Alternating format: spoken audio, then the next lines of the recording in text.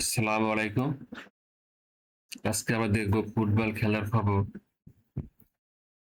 Argentina versus Mexico. Argentina বনাম Mexico. Argentina versus Mexico. প্রথমে দেখবো আমরা ফুটবল বিশ্বকাপের খবর। তো আর্জেন্টিনা এবং মেক্সিকো এ পর্যন্ত মোট 4 বার বিশ্বকাপে মুখোমুখি হয়েছে। তার মধ্যে আর্জেন্টিনা জয় পেয়েছে 4 বার, মেক্সিকো জয় পায়নি এবং কোনো খেলা ড্র হয়নি।